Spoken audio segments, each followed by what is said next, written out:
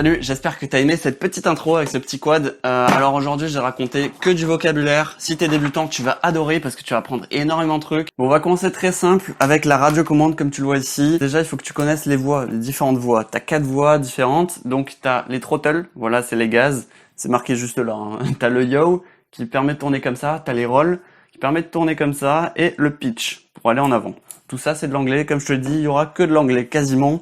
Ou des abréviations aussi, mais en anglais. Désolé Patrick Podéliste, là tu vas être en PLS. Si t'aimes pas l'anglais, chaud, ça va être chaud là. En fait, le but de ta radiocommande, c'est d'envoyer du signal à ton RX, c'est le receiver. Ici, c'est le TX. Donc le TX, c'est le transmetteur. Donc tu peux avoir un transmetteur interne dans ta radiocommande, donc comme la QX7 par exemple, un émetteur interne, ou tu peux en mettre un externe, comme le Crossfire. Par contre, pour niveau compatibilité, ça on m'a souvent posé la question. Si tu as un TX TBS, il va falloir un RX TBS. Si tu as un TX par exemple interne de ta FrSky, il te faudra un RX FrSky. Voilà, très simple. Arrêtez de me poser des questions sur Instagram maintenant. Ok, à partir de maintenant, vous le savez. Le signal radio va de là à là. Donc l'émetteur au récepteur, le RX. Le RX, tu le branches avec 4 fils en général sur ta FC. Ou 3, ça peut suffire. Mais il faut qu'il y ait absolument le ground. Le 5 volts, généralement ils sont tous alimentés en 5 volts. Après tu as un RX que tu branches. Tu vas me dire mais je le branche où ? Tu le branches sur un port RX. Donc ça peut être le 3, le 6, ça dépend de tes FC. Moi ici dans ce cas-là c'est le RX 6. Quand tu iras dans Betaflight, on en parlera après. C'est là où tu choisis dans l'UART6 Serial Port. On va passer maintenant aux hélices. Comme tu peux le voir, elles sont très mal faites sur mon dessin. Donc c'est ça. C'est caractérisé par 2 nombres ou un seul. En gros, soit c'est du 5045, soit du 5045. On peut le dire de 2 manières différentes. Et en gros, le 50, ça dit la taille de ton hélice. Donc c'est du 5 pouces. Ok, ça aurait été 51, ça aurait été 5,1 pouces. Ça aurait été 60, ça aurait été 6 pouces. T'as compris? Et 45, ça va être le pas. Donc l'inclinaison. Donc plus c'est haut, donc 55 par exemple, plus tu auras d'angle. Et plus tu auras des hélices qui vont pousser fort, mais plus elles vont consommer. Voilà, ça va, tu vas avoir des réactions différentes pour ton quad. Pour du freestyle, pour vous donner un ordre d'idée, on est plus sur du 50-43. Voilà, quelque chose comme ça, ou ça peut être 50-30. Ça dépend, parce que tu peux être aussi en bipale ou en tripale dans ce cas-là, ou en quadripale. Mais généralement, on vole tous en tripale. C'est le mieux. Ce qui est entre poids, équilibre, puissance, accroche dans l'air. Voilà. On passe maintenant au moteur. Alors le moteur c'est caractérisé par 2 nombres, comme tu le vois là. Ici j'ai 2207, 1750 kV. Dans moi ici j'ai des 2207,5 et des 1950 kV. Alors qu'est-ce que ça veut dire ? Déjà 22 c'est le diamètre du stator et 0,7 c'est sa hauteur. Donc en fait ça veut dire si le moteur est gros ou pas, si il va pouvoir pousser fort ou pas, ou s'il va consommer beaucoup ou pas. Mais ce qui va définir s'il consomme beaucoup ou pas, c'est-à-dire s'il va tourner vite ou pas, c'est le nombre de kV. Plus il y a de kV, plus ton moteur va consommer, plus il va tourner vite pour un voltage donné. Regarde, typiquement, pour des batteries 6S, c'est le nombre de cellules, c'est-à-dire 25 volts, on utilise des 1750 kV pour que ton moteur tourne à 30 000 tours minute. Je crois que c'est un truc comme ça. Mais du coup, on va pas utiliser 1700 kV pour des 4S, des batteries 4S, parce que le voltage va être de 16 volts. Donc en 4S, on va utiliser plutôt des 2500 kV. Bon, maintenant on va parler des ESC. ESC, ça veut dire Electronic Speed Controller. Voilà, c'est très simple à comprendre, ça va contrôler la vitesse de ton moteur. Donc ça va le faire tourner plus ou moins vite. Il y a 2-3 trucs à savoir dessus, c'est très simple. Donc ici, par exemple, c'est des 40 ampères, mais elles peuvent résister à des bursts de 50 ampères. C'est-à-dire, pendant genre 10 secondes, tu vas pouvoir lui mettre 50 ampères dans la gueule. Et après, le reste du temps, tu vas pouvoir lui mettre 40 ampères dans la gueule. Si tu mets plus de 40 ampères, ben, ils vont cramer, tout simplement. Ils vont trop chauffer et cramer. Et tu vas me dire, mais du coup, lequel je dois choisir? Pour nos quads 5 pouces, on est plutôt à du 40 ampères, 50 ampères, on peut monter à 60 ampères, mais ça sert à rien. 40 ampères, ça suffit largement pour la plupart des choses qu'on a besoin de faire, quoi. On va parler de BLLI S et BLLI 32. C'est des protocoles, je sais pas si on dit des protocoles, mais moi je sais pas. Mais en gros, en gros, le 32, c'est comme des versions, tu vois. Genre, le 32 va te permettre plus de choses. C'est-à-dire, par exemple, le 10 shot bidirectionnel, tu vas pouvoir utiliser le RPM filter. En gros, c'est un système de filtrage par rapport à la vitesse de rotation de tes moteurs. Et ça, tu peux le faire qu'avec des ESC BLLI 32. En dessous, tu vois, il y a marqué 10 shot 600. 10 shot 600, c'est le protocole qu'on utilise. Donc, tu as du 10 shot 1200, tu as du 10 shot 300, plus tes hauts, donc le 1200, plus ton ESC va traiter vite. Mais plus ça va le faire chauffer, tu vois ce que je veux dire. Donc, moi, c'est bon. Sur le 10 shot 600, c'est super fiable, c'est méga fiable. Tous les ESC sont super fiables. Donc, moi, je vous conseille de vous mettre en 10 shot 600. 1200, évitez, franchement, c'est des coups à cramer des ESC. Donc je vais pas rentrer dans les détails, mais en fait le protocole du shot 600 ça fonctionne avec des données numériques et pas analogiques. Du coup, ça gagne du temps à certains endroits du traitement, mais pas à d'autres. Mais je trouve que c'est super fiable et tu peux avoir, par exemple, le 10 shot bidirectionnel qui est super pratique. Franchement, je sais pas si tu vas tout comprendre, mais je te donne vraiment plein d'informations, plein de vocabulaire, et là tu verras dans quel contexte je l'utilise. Là on va s'écarter un peu, on va aller au niveau de la lipo. Tout à l'heure je t'ai parlé de lipo 4S, 6S, ça, en fait ça veut dire le nombre de cellules. 6S c'est 6 cellules, c'est-à-dire 6 fois 3,7 volts. Donc tu fais 6 fois 3,7 volts, et tu as le voltage d'une batterie 6S. Et pour donner un ordre d'idée, en général, nous pour nos quads, oui parce qu'on dit quad aussi, je le dis depuis tout à l'heure je crois, mais quad c'est quadricoptère, en français, quadcopter en anglais, parce qu'il y a 4 moteurs et ça vole. Voilà, t'appelles ça drone, mais c'est pas vraiment le bon mot. Mais drone, tu comprends quoi. Donc sur les batteries LiPo, on appelle ça des batteries LiPo parce que c'est lithium polymère. Comme je te l'ai dit, t'as marqué 6S ou 4S ou 5S ou 2S. Ça c'est pour savoir le voltage de la batterie. Après t'as le nombre de milliampères-heure. Donc moi dans le cas présent, j'utilise des 1300 milliampères-heure, 6S 1300 milliampères-heure. C'est-à-dire j'ai une capacité de 1300 mAh. Pour donner un ordre d'idée, avec un quad comme ça, 5 pouces, en 6S 1300 mAh, je peux voler 4 minutes en freestyle. En race, j'imagine que c'est plutôt du 2 minutes 30, 1 minute 30. Même moins si tu en vois encore plus. Et en cruising, tu vois, vraiment tranquille, je peux voler, je pense, 6 minutes. Et voilà, pas plus après. Il faut pas descendre en dessous de 3 volts. En fait, 3 volts, c'est vraiment la limite. Il faut pas descendre en dessous de 3,5 volts. Parce que sinon tu risques d'abîmer tes batteries. Et ça c'est chiant. Après t'as un nombre qui a marqué genre 90C, c'est 90 fois la capacité. C'est-à-dire que ta batterie à un instant T peut se décharger 90 fois sa capacité. Ok, donc plus le chiffre est élevé, plus ça va supporter les grosses décharges. Pour nos racers, pour donner un ordre d'idée, en 4S, il faut avoir au moins des 90C. Même si ce chiffre est limite marketing, en fait des fois ça veut tout et rien dire. Mais c'est pour donner un ordre d'idée. Donc en 4S, il faut au moins du 90C. 75C en racer, c'est chaud. Par contre, en 6S, ouais, tu peux être à du 75C parce que tu vas tirer moins d'ampères vu que tu as plus de voltage. Donc entre la lipo et les ESC, tu branches un XT60. Et donc aux bornes de ton ESC, moi je te conseille de mettre un condensateur. Et en fait, c'est une mini batterie et en gros, ça va un peu limiter les pics de courant. Ça va protéger ton électronique. Donc maison à chaque fois. Surtout en 6S, c'est obligé. Maintenant, on va ici. On appelle ça des lunettes FPV. C'est des lunettes où on a des petits écrans à l'intérieur et on voit ce qui se passe à travers notre petite caméra. À ces lunettes, on branche un VRX. VRX, c'est ce qui va recevoir. À chaque fois qu'il y a RX, ça veut dire récepteur. Donc là, c'est vidéo récepteur, VRX. Donc tu vas recevoir ta vidéo à travers 2 antennes en général.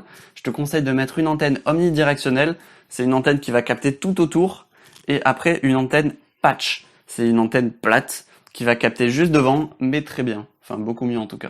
Mais du coup, qu'est-ce qui va envoyer la vidéo de ton drone à tes lunettes, tout simplement à ton VRX? Ben, c'est le VTX, tu vois. Et ici, on voit la petite antenne qui est branchée au VTX. Au niveau de l'antenne, il y a pas mal de choses. Je veux pas te perdre, surtout pas. Ok, ici, j'ai une antenne omnidirectionnelle. Ok, elle envoie partout. Mais qu'est-ce qu'elle envoie, tu vois, comme onde? Elle envoie des ondes circulaires. Voilà, parce que tu as aussi des antennes bâtons très simples. Et là, elles vont envoyer des ondes linéaire et pas circulaire.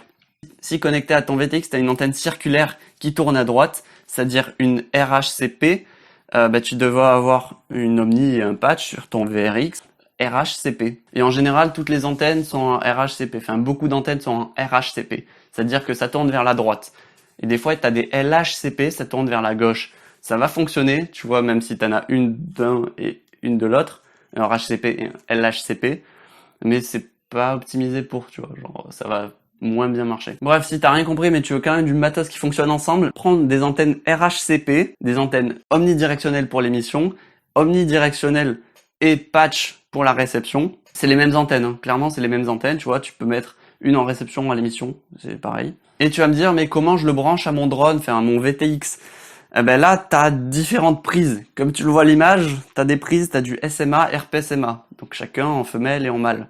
Et là, pour savoir si t'as une antenne compatible avec l'autre, c'est très simple. Tu fais travailler ton cerveau et tu dis, ok, là j'ai un trou, du coup il me faut une tige. Et là il faut que je visse. Donc voilà, c'est comme ça, c'est très simple. À ça, à travers une petite rallonge, hop, tu te branches ton antenne à ton VTX. VTX, c'est le Video Transmitter. Il y a quelques trucs à savoir pour le VTX, c'est relativement simple. T'as déjà les channels. Les channels, ça marche pour VTX ou VRX, ça va fonctionner ensemble. C'est comme la télévision. Par exemple, tu vois, t'as la télévision, tu veux regarder la 3. C'est-à-dire que ton émission, c'est la 3. On va dire le Race Band 3. Donc sur ton VTX, t'as Race Band 3. Eh ben, sur ton masque, tu vas te mettre en Race Band 3. Et là, tu capteras l'image. Oui, parce que je reçois plein de questions sur comment on branche le casque à mon drone. Voilà, c'est ça, tu dois mettre la même fréquence. Comme tu le vois, moi je parlais de Race Band. Race Band, c'est la fréquence, enfin c'est la bande de fréquence que tout le monde utilise. Et je te conseille d'utiliser ça, comme ça quand tu vois là plusieurs avec des potes, tu t'accordes, tu dis ok moi je suis en Race Band 2, toi mettons en Race Band 4, comme ça on vole et on s'interfère pas. Après 5,8 GHz, parce que nos VTX fonctionnent en 5,8 GHz. Après on a toutes les fréquences, tu peux avoir du 2,4, 1,3, mais pour les racers on utilise en général ça, parce que c'est le bon compromis entre portée et qualité d'image. Après 25 mW, ça veut dire quoi? C'est la puissance d'émission du VTX. Donc en général, tu peux monter sur nos VTX classiques à 200 mW, à 100 mW ou à 1 watt. Bref, selon les VTX, t'as plein de choses différentes.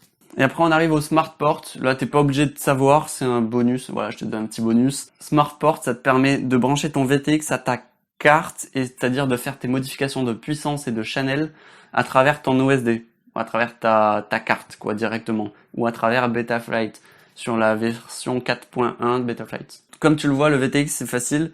T'as 4 fils, voilà, c'est comme le RX en fait. Donc t'as le ground, t'as le 12 volts, oui parce que là tu le branches pas en 5 volts en général le VTX, parce que t'as besoin de patates. Donc du coup tu le branches sur du 12 volts. 12 volts. Après tu branches ton troisième fil qui est le jaune, qui est le V-out, donc la vidéo out. Et après le vert qui est ton TX, c'est le SmartPort. Donc on parlait vidéo, qu'est-ce qu'il y a en relation avec le VTX? C'est la caméra. Donc la caméra c'est très simple, t'as un truc à savoir quasiment, c'est le FOV. FOV c'est quoi? C'est l'angle de vision, pour savoir si tu vas voir large ou pas. Quand tu sais pas quoi prendre, tu prends ce qu'il y a, genre ça t'ira très bien, tu t'en fous. Tu peux avoir ça dépend des marques aussi, ça peut changer. Donc généralement c'est dit en millimètres, donc tu peux avoir des lentilles de 2,1 mm, 2,5 mm, 1,66 mm. Et ça va définir l'angle de vision. Donc ça peut être du 110 degrés, 115, 150 degrés. Voilà, ça dépend vraiment des caméras, des marques. Et moi, je sais même pas en quoi je suis. Je crois que je suis en 2,1 mm. Et tu te poses pas de questions. Après, c'est vrai qu'aussi on te demande des fois de choisir soit des caméras PLA ou NTSC. C'est pareil parce qu'en fait, ton masque, tes lunettes vont s'adapter. En général, elles s'adaptent toutes. Elles peuvent soit lire du NTSC, soit du PAL. Et tout est compatible. Franchement, j'ai jamais eu de soucis de compatibilité. Dites-moi-le en commentaire si vous avez des soucis de compatibilité entre une caméra et des lunettes. Enfin, j'ai pas un problème comme ça. Mais moi, j'ai jamais entendu de problème comme ça. Niveau branchement, très simple. En général, c'est de 5 à 40 volts les caméras, donc tu peux le brancher partout, limite, vraiment où tu veux. Vaut mieux éviter du direct lipo, que ce soit au niveau du VTX ou au niveau de la caméra, parce que vaut mieux privilégier du voltage qui est filtré, donc du 12 volts, du 5 volts par exemple. Après du ground, et après le V-in, c'est la vidéo in, donc c'est-à-dire l'entrée de vidéo. Donc on a bientôt fini au niveau du hardware. Vous savez quasiment tout sur un drone, sur les composants d'un drone. Il manque juste l'AFC et après on parlera de Betaflight rapidement. Il faut savoir déjà au niveau hardware, c'est que elles vont pas fonctionner avec les mêmes processeurs. Avant on fonctionnait avec des processeurs F3. Maintenant la norme c'est du F4 et maintenant on est sur du F7, même du F10 je crois, parce qu'on a du F7 plus du F3. Bref, voilà. Ce qu'il faut savoir c'est qu'il y en a qui peuvent faire plus ou moins de calculs que d'autres. Et ce qu'il faut savoir aussi, c'est que les F4 suffisent amplement, largement. Moi, j'ai que des F4. Non, j'ai une F7. Je vous dis n'importe quoi. J'ai une F7 où j'ai un GPS dessus. En fait, sur une F7, tu vas pouvoir mettre plus de choses, des GPS, des trucs en plus, voilà, plein de paramètres en plus, pousser les réglages un peu au maximum pour qu'il y ait plus de calculs. Mais moi, je trouve ça pas très utile. Une F4, ça suffit vraiment largement. Tu te mets en 10 shots 600, tu pousses. Enfin, voilà, si tu fais des réglages basiques, la F4 se suffira amplement, largement. Il n'y a aucun souci, surtout qu'on sait que c'est fiable. Donc moi je conseille F4. Et surtout que c'est moins cher. Les F7 sont un plus gros processeur qui coûte plus cher, du coup les F7 seront plus chers.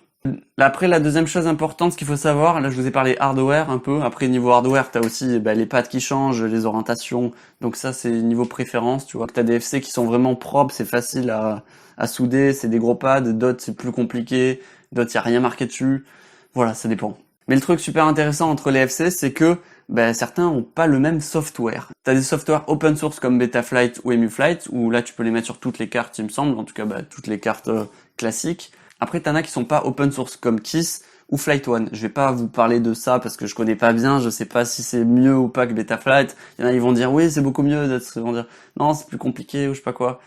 Bref, moi je suis sous Betaflight, donc je vais vous parler de Betaflight. Là, à l'écran, je vais vous montrer la version 4.1 de Betaflight. Si vous avez pas exactement les mêmes, les mêmes cadres et tout, ça veut dire que vous n'êtes pas sous la même version. C'est-à-dire que vous n'avez pas les mêmes fonctionnalités.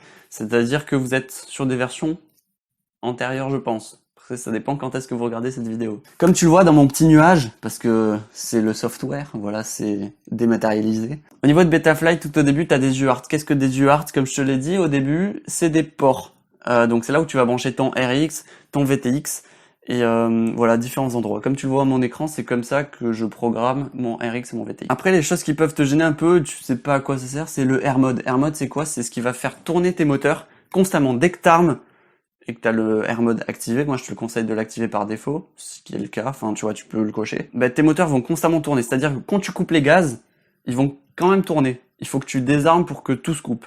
Et à quoi ça sert en fait? C'est quand t'es en l'air et que tu mets les gaz à zéro, le quad va pas tomber n'importe comment, non, il va garder son axe parce qu'il aura toujours les hélices qui vont tourner. Bon, avant de passer au anti-gravity et dynamic filter, je vous parlais rapidement des PID, des filtres, parce que sinon tu vas rien comprendre.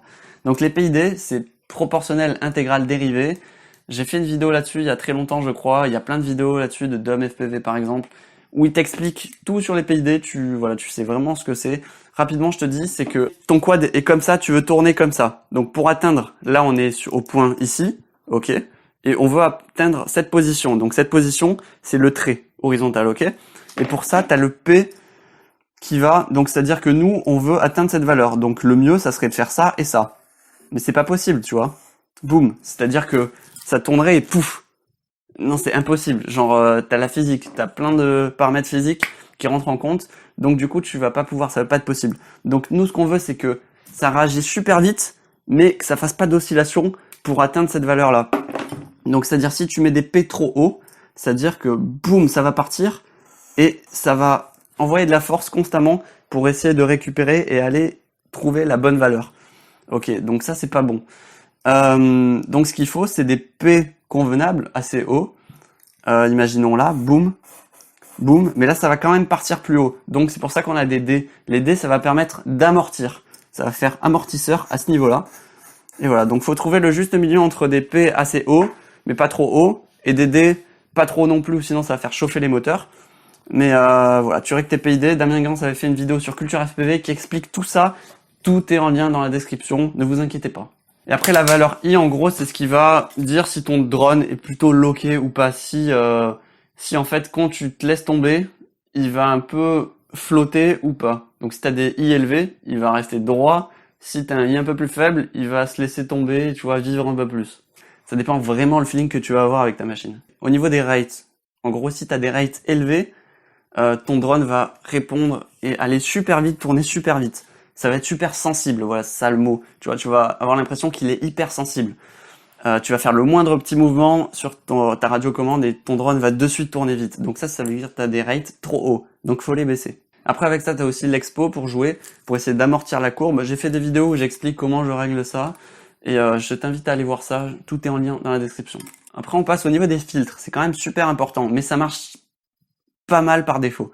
Par défaut pour une machine classique, ça marche très bien même en 6S. Maintenant je trouve que les filtres sont top. Les moteurs chauffent pas tellement quoi, pas tellement. Donc le but c'est de trouver le bon dosage des filtres, de pas trop en mettre pour que tu aies une sensibilité du quad qui soit la plus proche de la réalité, enfin que tu sois plus près du quad, des vraies sensations du quad. Mais par contre, il faut que tu aies assez de filtrage pour que tes moteurs ne chauffent pas.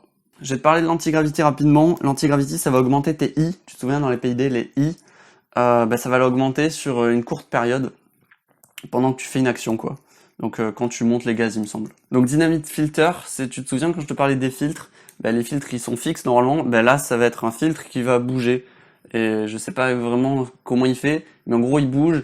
Et je l'utilise pas. Je trouve que la sensation, c'est un quad un peu pâteau, un peu chelou. Donc j'aime pas, donc je l'enlève. Après dans les modes, t'as les modes de vol, de base t'as le mode accro si tu touches à rien. Mode accro c'est que tu donnes une indication, pouf, et il garde son angle, et si tu touches à rien, il va garder son angle et il va continuer dans sa direction. Après, tu as le mode angle et horizon. Tu vas constamment avoir besoin de pousser le pitch pour être en avant, et il va contrebalancer à chaque fois, et c'est chiant. Et si vous pouvez quitter ce mode-là le plus rapidement possible, faites-le. Mais je crois que le mode horizon, tu peux quand même faire des flips, mais il va quand même restabiliser constamment. Donc ces deux modes-là, oubliez-les. Faites du simulateur et entraînez-vous en mode accro. Après, on a du fail-safe. Quand je parle de fail-safe, je parle que ça pue, déjà ça pue, tu vois, le mot fail-safe, il y a fail dedans. Tandis quand il y a un fail-safe, c'est que tu perds le signal radio, donc t'as plus de signal radio, et c'est-à-dire que ton drone tombe. Mais ça dépend comment tu l'as programmé. C'est pour ça qu'il est super important de le programmer. Il faut dire à ton drone, en gros, coupe tout et allume le buzzer. Voilà. Parce que imagine, tu perds le signal radio et que tu le programmes pour qu'il continue à voler, et là, il va faire ce qu'on appelle un fly away. C'est-à-dire qu'il va partir, il va plus jamais revenir, mais plus jamais. Donc c'est pour ça, règle le fail-safe si tu veux pas perdre ton drone et faire des actions ultra dangereuses. Qu'est-ce qu'une black box? Une black box, c'est une boîte noire. Tu vas pouvoir utiliser la black box pour savoir comment ton drone réagit à l'intérieur de l'AFC, tu vois. C'est-à-dire quelles sont les données du gyro, quelles sont les vibrations. Ça peut te permettre justement de régler précisément les filtres, savoir comment ça réagit, régler précisément les PID. Et je l'ai jamais fait. Je l'ai jamais fait, mais il paraît que c'est cool. Après, t'as le pit mode. Ça, c'est associé au VTX. C'est-à-dire que quand le pit mode sera activé, il va pouvoir être utilisé, mais être utilisé juste genre à 2 mètres. C'est-à-dire que tu vas pouvoir modifier des paramètres avec tes lunettes, mais à 2 mètres. Mais comme ça va pas gêner tes potes qui volent loin.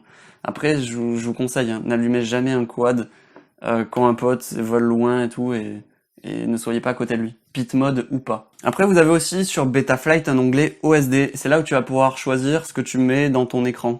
Donc tu peux tout mettre. Il y a tellement de choses. Moi, je te conseille de mettre le voltage de la batterie. Quand vous avez un GPS au niveau de l'OSD, vous pouvez mettre plein de trucs super cool, comme une petite flèche qui te montre la direction que tu dois prendre pour rentrer, et à quelle distance t'es par rapport à là où t'as décollé, l'altitude où t'es. Enfin, il y a plein de trucs cool comme ça quand t'as un GPS au niveau de l'OSD. Donc regarde, amuse-toi, tu vois, amuse-toi à te balader dans Betaflight, voir ce qu'il y a comme paramètres, et tu peux trouver des trucs sympas. Sur votre petit écran de SD, vous pouvez mettre aussi le RSSI et le Link Quality. Les deux, en fait, sont des valeurs un peu différentes, mais en gros, ça te dit si tu captes bien avec ton RX ou pas, si tu vas faire un fail-safe ou pas. Et on finit par le CLI. Qu'est-ce que le CLI?